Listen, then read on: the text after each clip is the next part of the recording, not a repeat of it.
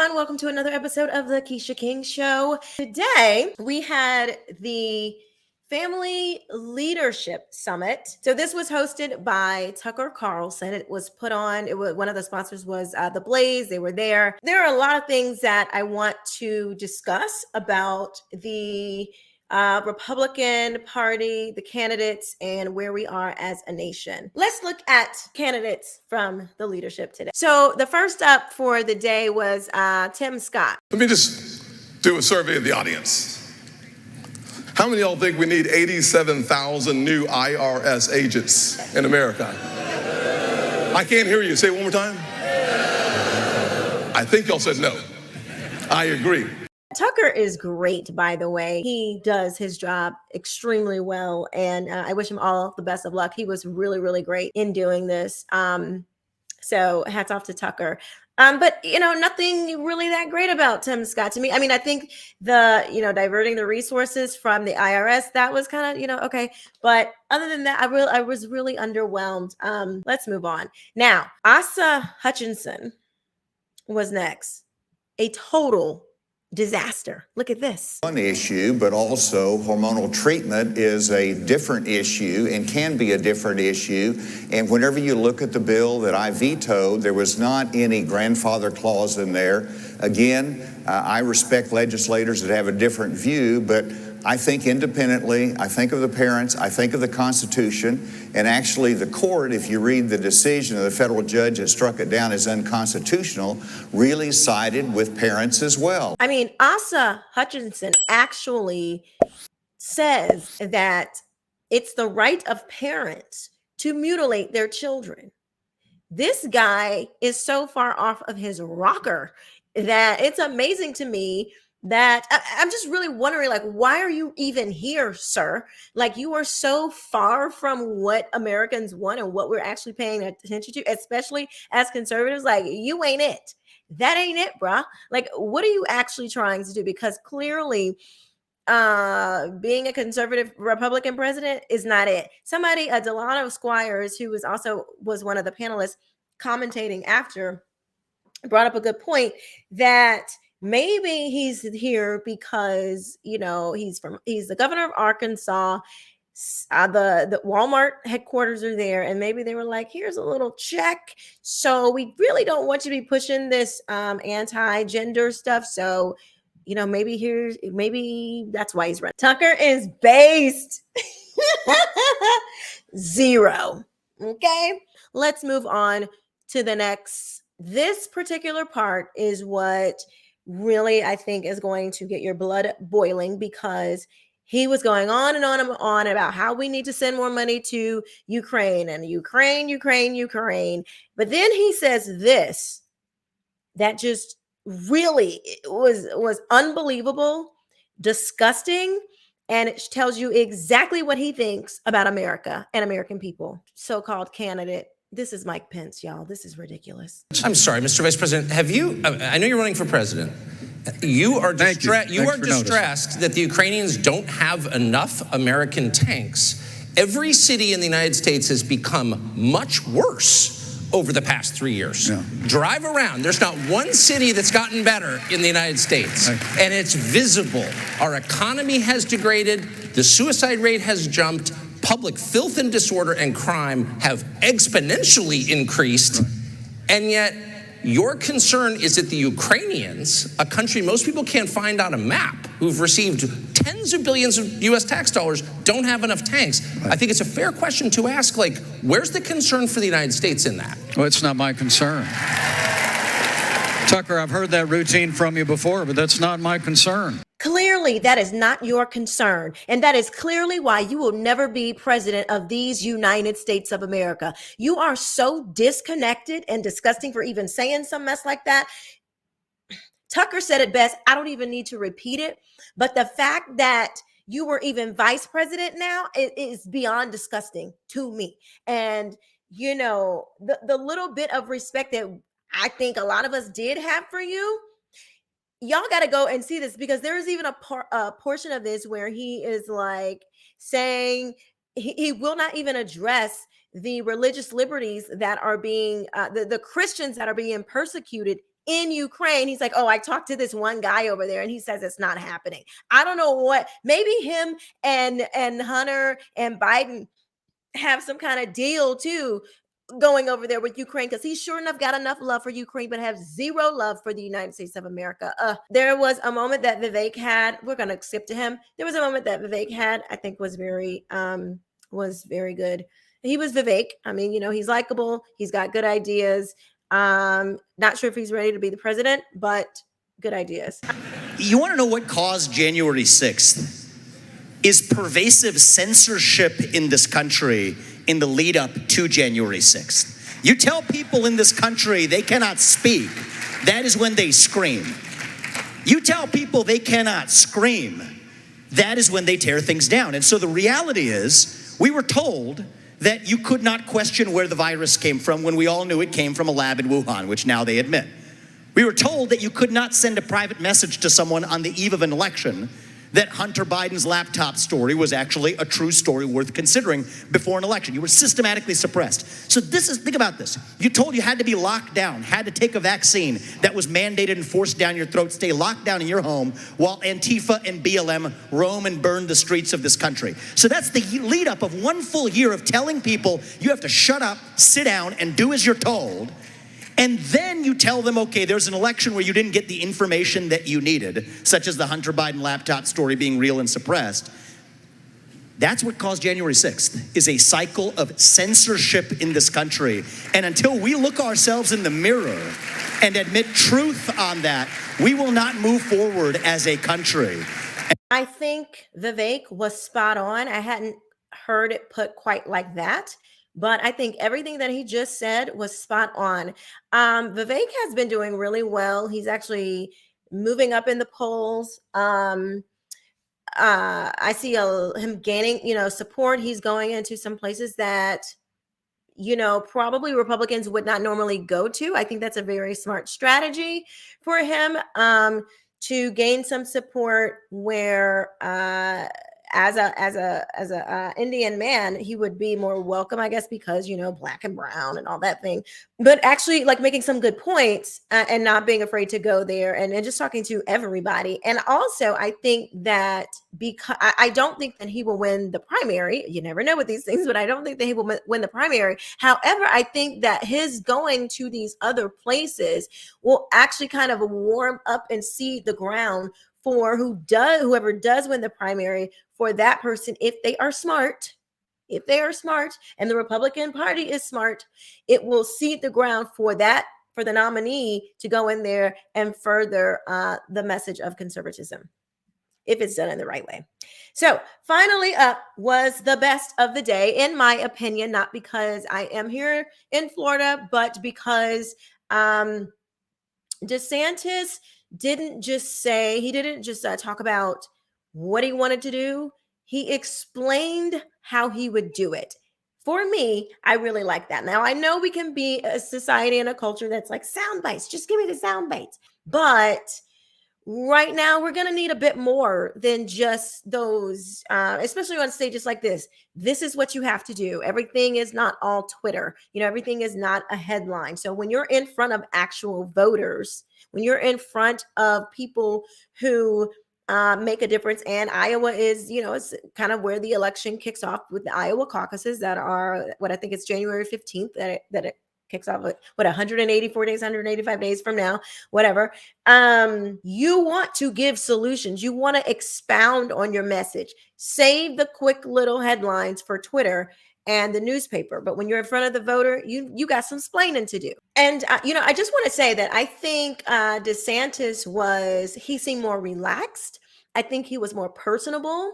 He seemed to come off, everybody says he has a personality problem, which, I guess we can all see where he seems like just very focused about the business. That's going to work for some people. It's not going to work for other people. And, we have created a society in America where, we're like obsessed with celebrities and stuff like that. And I mean, I think a person that has charisma, that's not an American thing. That is something that people you're going to gravitate to somebody who seems like that you can relate to them, who relates to you and things like that.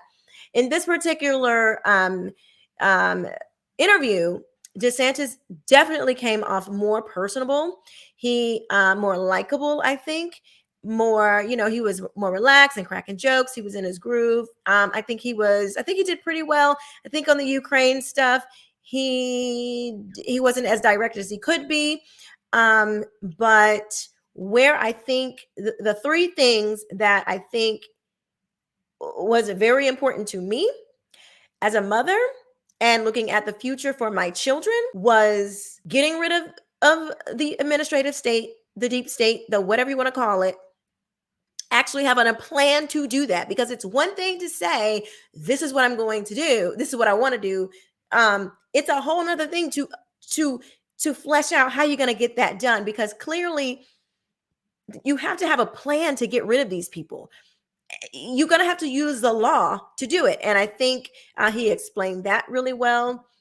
And the fact that he was able to do those things in Florida gives me confidence. The other thing he talked about was expanding the base. I was very, very happy to hear DeSantis talk about this. Make more conservatives. Y'all hear me say this all the time. If we can't make more conservatives, what are we doing? He proved that in Florida. He won by what? In 2018 by he barely won in 2018. The Democrats had a over 300,000 lead in voter registrations than Republicans. In 2022, when DeSantis was running for governor, we had a 300,000 lead. So not only did we catch up to their 300,000, because I think we were at a deficit of 200,000 or 300,000 ourselves. So not only did we catch up to their 300,000, but we added 300,000 more Republicans in Florida. So expanding the base is extremely important if we want to win. We have to do that. We have no choice. And the last thing that he talked about that I really care about as a mother was handling the border. I went to the border, y'all, it's a whole hot mess, and our government is complicit in the mess. You can't tell me that it's not. And so having a plan for that, I thought was important. So here we go. Jersey down there, does that make you worry?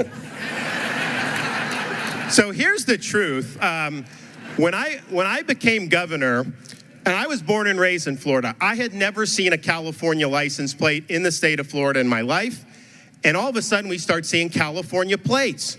My supporters are like, uh-oh, who are these people? Because remember, I may have won by 20 points in November, but usually Florida races were 1%. So if you bring in 50,000 Californians, 50,000 people from New York, all of a sudden it could be a blue state. We would have supporters go to supermarkets in Palm Beach, find every New York or New Jersey license plate, put a flyer in the windshield and say, do not vote down here the way they vote up there. I think we drew people who believed in what we were doing. It wasn't just these were liberals who just wanted no state income tax. There may have been some of those, but I think most of these people said, you know what? Florida's a free state. I'm not dealing with these lockdowns. Florida has kids in school. I'm not going to not have my kids be able to be in school. Florida has a 50-year low in the crime rate. I don't want to see rioting in my neighborhood. So there were a whole bunch of reasons why people did it, but the political orientation of it actually turned out pretty good. So you're getting the good ones.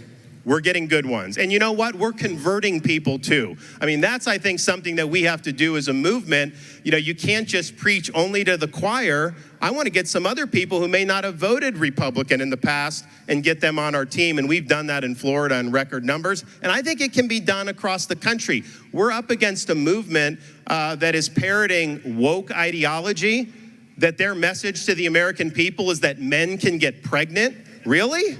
That you should swim on the men's swim team for 3 years, switch to the women's team, and you can be the women's national champion? Most people don't buy that. And so I think we have an opportunity to really capture a lot of voters by representing a platform of common sense and sanity and traditional American values. I wish the DC elites cared as much about our border as they do about the Ukraine-Russia border. Because there's people pouring into this country. We have people dying from fentanyl overdose. The cartels are running the show. And what I've said is this is something on day one, declare a national emergency, mobilize all resources, including the military, stop the invasion, yes, build the wall, but most importantly, authorize the Border Patrol, authorize our military to deal with the cartels. If they're breaking into our country, bringing product, if I'm in charge, that's going to be the last thing they do because they're going to end up stone cold dead. Amen. I think the Fed may try to do something unilaterally. So what we did in Florida is we basically passed a law that says we do not recognize CBDC in the state of Florida. And I think other states are probably going to follow suit. That will jam their ability to do it through executive action. They don't have authority to do it. There'd be lawsuits and everything. For those who don't know what CBDC is, what they want to do, and this is tied in with like Davos, World Economic Forum, all these people. They want the Fed, they want to get rid of cash. They want no cryptocurrency, and they want this to be the sole form of legal tender. And they have said this publicly at like Davos and these other places. It will allow them to prohibit, quote, undesirable purchases like fuel and ammunition. And so the minute you give them the power to do this, they are going to impose a social credit system on this country. CBDC is a massive threat to American liberty. On January 20th, 2025, it goes to the ash heap of history in this country. So if you were to become president, and previous presidents have discovered this, so you and the vice president too, but you're the only elected leaders in an executive branch that's the largest human organization in history. Millions of people, okay, work for you. And a lot of them just hate you because they're all partisan Democrats. And they work to subvert you from day one. And again, we've just seen this at scale. What do you do about that? Like, what do you do about the FBI or the CIA or agencies that are heavily armed and have intel capacities that you don't have, and like they're vast? How do you manage that? With me, on day one, you get a new director of the FBI. We need that. That's going to happen. So I think a couple things. One, there are thousands of positions in the executive branch that are appointed by the president. You got to have all those people ready to go to be submitted to the Senate in January of 2025. You can't wait 2 years to fill all the positions because then these career bureaucrats, they just take over. So you got to have your people in there on day one. You also have to have certain character of people. Like if you're the Attorney General, everything you do to deal with the DOJ, end the weaponization of government, deal with the FBI, the press is going to rake you over the coals. The left is going to rake you over the coals. The Democrats, they're all going to rake you over the coals. You either are down for that or you're not. And if you can't handle that, if you don't have the backbone to do that, you will fail at that job. So you need people, and I look at different folks in government, like on the Supreme Court. I would look to Clarence Thomas as the example because he doesn't budge. He doesn't care what the media says about him. They've smeared him 6 ways from Sunday. He does what he thinks is right. So you got to have those people. And then you have levers that you can pull. I believe Article 2 of the Constitution means the president has the executive authority.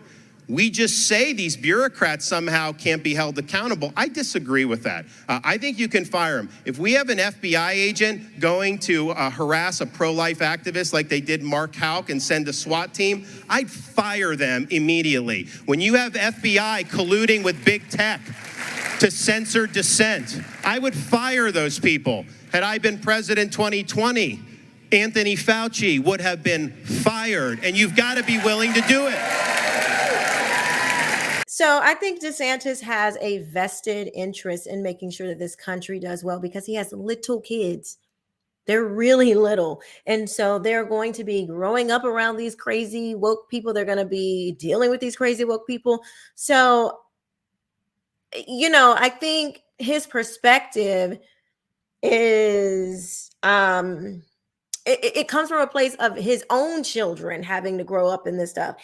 I don't mind that because if he's looking out for his kids, I feel like looking at what he did in Florida, he'll look out for America's children as well. He's demonstrated that. And that's what I'm talking about. I like that DeSantis has an actual plan on how he's going to use the levers of what a president can do. He's not just going to say, oh, well, he can't be fired because, you know, you can't fire a a bureaucrat. Like, get the freak out of here. Like, everybody can be fired. It might be difficult, but you have to know like, you have to know how to work it in to fire that person. And so I like that about DeSantis. He's creative, and he will use creativity of knowing the law, because he is a lawyer, of how to, maneuver those systems. I just think that. I could be wrong. Y'all let me know what you think. I think he would, because he's done it in Florida. We've seen him do it in Florida. There was an attorney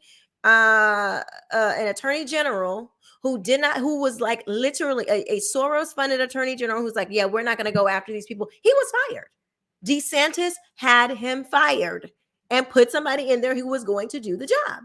So we've seen him do it before. So it's not just all talk. So I can have some faith in that. But he's explaining how to do it.